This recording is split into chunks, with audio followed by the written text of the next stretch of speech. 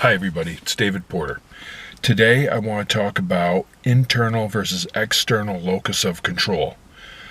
This concept, locus of control, refers to our mindset and our point of view regarding the outcomes we experience in our life.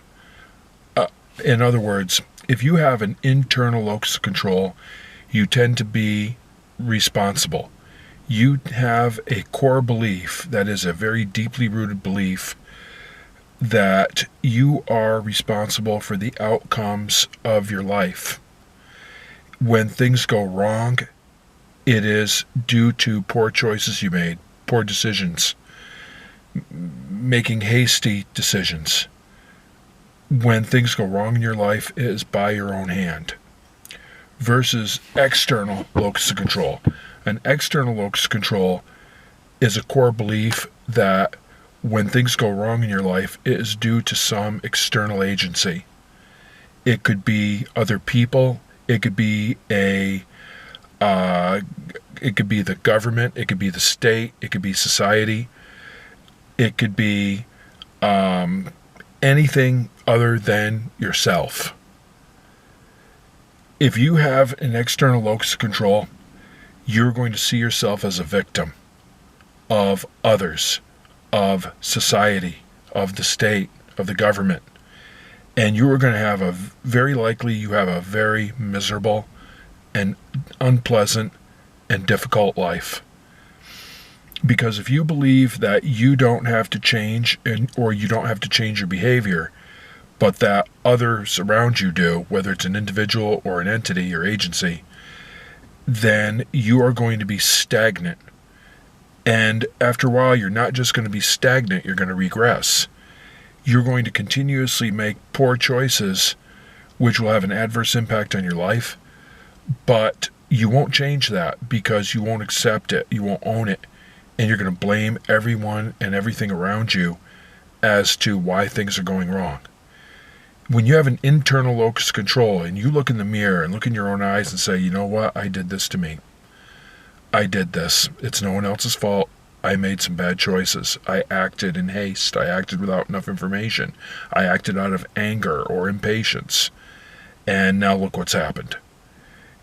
You know what you get immediately when you have that mindset? You get self-respect. You get self-respect, which is very valuable. Today there's a great deal of discussion about self-esteem. Self-respect is much more valuable. Self-esteem is innate. It is granted. You don't have to do anything to get self-esteem. If you want self-respect, you have to put in some work.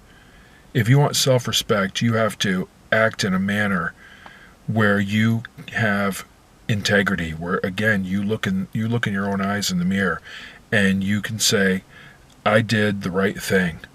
I acted responsibly.